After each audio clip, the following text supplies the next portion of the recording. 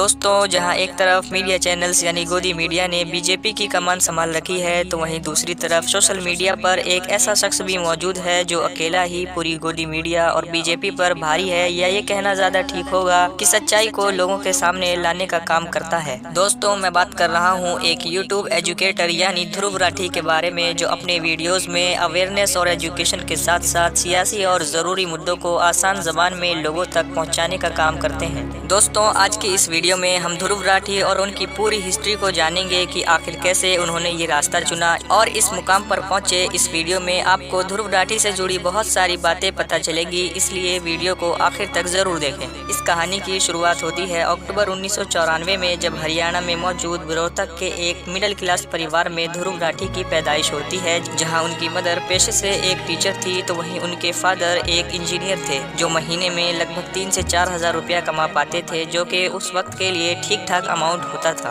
बचपन से ही ध्रुव राठी को बहुत सारे जगहों पर घूमने का मौका मिला, कभी श्रीनगर तो कभी राजस्थान के जैसलमेर में। ऐसा इसलिए था क्योंकि उनके नाना बीएसएफ में थे, जिनकी पोस्टिंग वक्त वक्त पर अलग अलग इलाकों में होती रहती थी। यही वजह है कि जब वो अपने नाना से मिलने जाया करते, तब उनको अलग अलग जगहों को भी देखने का मौका मिल जाता था। कुछ सालों के बाद ध्रुव राठी का परिवार बेहतर कामकाज के लिए दिल्ली आ जाता है, मगर तभी साल 2003 में उनके फादर को मलेशिया में जॉब करने का मौका मिलता है, जिस वजह से उनको अपने परिवार से दूर मलेशिया जाना पड़ता है। साल में एक बार ध्रुव राठी अपनी माँ और छोटे भाई के साथ अपने फादर से मिलने के लिए मलेशिया जाया करते थे, और पहली बार साल 2003 में ही गर्मियों की छुट्टी में उनको दूसरे मुल्क जाने और वहाँ के नई नई चीजों को देखने का मौका मिलता है। ध्रुव राठी 8-9 साल की उम्र में दूसरे बच्चों से बहुत अलग तो नहीं थे, मगर क्रिएटिव जरूर थे। दरअसल उस वक्त फोन और सोशल मीडिया नहीं था, इसलिए उनका पूरा वक्त खेल कूद और नई नई चीजों को सीखने में ही गुजरा करता था। दूसरे बच्चों की ही तरह ध्रुव राठी को भी कॉमिक्स पढ़ना और कार्टून देखना पसंद था, मगर एक बहुत अच्छी बात ये थी कि उनको बचपन से ही साग सब्जी यानी हेल्दी खाना खाना पसंद था, बल्कि उन्होंने आज तक कोई पेप्सी या कोका कोला तक भी नहीं पी है। दोस्तों, 14 साल की उम्र से ही ध्रुव राठी को किताबें पढ़ने का शौक शुरू हो गया था,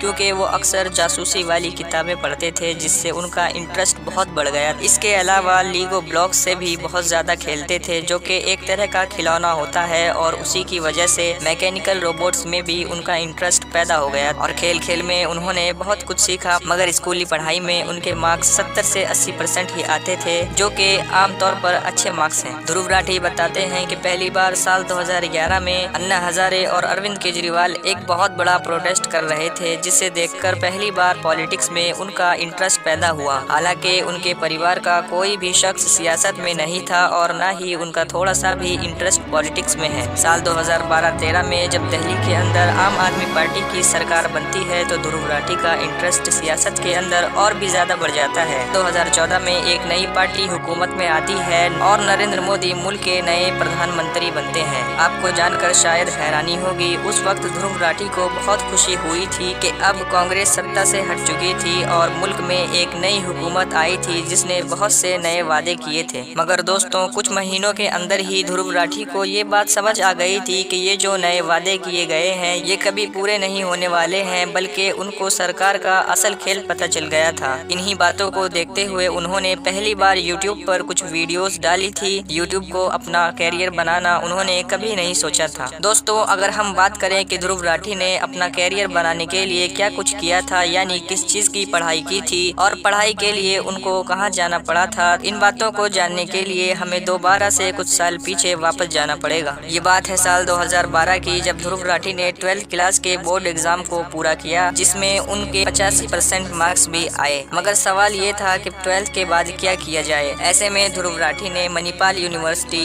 IIT और JEE जैसे बहुत सारे एग्जाम्स दिए, मगर दोस्तों उनमें से किसी में भी कामयाबी हाथ नहीं लगी। इसके अलावा ध्रुव राठी ने NDA का एग्जाम भी दिया था, क्योंकि उनको इंडियन एयरफोर्स और आर्मी में भी भर्ती होने का कहीं न कहीं शौक था। ऐसा इसलिए था क्योंकि उनको एक जगह पर बैठे रहने के बजाय ऐसे काम करना पसंद था जिसमें फिजिकल वर्क के साथ साथ थोड़ा एडवेंचर भी शामिल हो। रिटर्न एग्जाम में तो ध्रुव राठी कामयाब हो गए थे, मगर जब उनका इंटरव्यू हुआ तो धीरे बोलने के अंदाज की वजह से उन्हें इंटरव्यू में पास नहीं किया गया। दरअसल ध्रुव राठी अब जैसे बोलते हैं, पहले ऐसा नहीं था, यानी कि पहले वह बहुत स्लो बोल पाते थे। जब कहीं भी वो कामयाब ना हो सके तो उन्होंने और उनके माँ बाप ने अलग अलग कॉलेज कॉलेज देखना शुरू किया, जिसके बाद उन्होंने जर्मनी के एक कॉलेज में एडमिशन लेने का फैसला लिया, क्योंकि जर्मनी के अंदर एजुकेशन और ट्यूशन फीस फ्री थी और बाकी के खर्चों को पूरा करने के लिए उनके माँ बाप ने एक एजुकेशन लोन भी लिया हुआ था। अगस्त 2012 में 17 साल की उम्र में वो जर्मनी चले गए और बैचलर्स इन मैकेनिकल इंजीनियर की पढ़ाई करना शुरू कर दिया। साल 2015 में उसी यूनिवर्सिटी से मास्टर्स करना भी शुरू कर दिया। पढ़ाई के दौरान उनको इंटर्नशिप यानी ट्रेनिंग के लिए एक कंपनी में भी भेजा गया, जो कि शहर से थोड़ा दूर था और वहां पहुंचने के लिए वह ट्राम का इस्तेमाल करते थे। ट्राम जर्मनी में चलने वाली एक ट्रेन है जिसका साइज बस के बराबर होता है और ये सड़कों पर ही चलती है। उसी ट्राम में ध्रुव राठी की मुलाकात यूली नाम की एक लड़की से होती है जो अपने स्कूल जाया करती थी। दोस्तों, उनका नाम जूली लिखा जाता है, मगर उनके नाम को पुकारने का सही तरीका यूली है। ये वही यूली थी जिससे आगे चलकर लगभग 7.5 साल बाद ध्रुव राठी की शादी भी हो जाती है। जैसा कि हमने पहले देखा था कि ध्रुव राठी ने अपनी पहली वीडियो साल 2014 में बनाई थी, जिसके बाद उनका इंटरेस्ट इसमें काफी बढ़ गया था और उन्होंने अब रेगुलर वीडियोस बनानी शुरू कर दी, जो आज तक जारी है। इसी के साथ आज की इस वीडियो को यहीं पर खत्म करते हैं और आपसे मिलते हैं एक नए टॉपिक के साथ अगली वीडियो में। अभी के लिए दीजिए इजाजत। अल्लाह हाफ़िज़।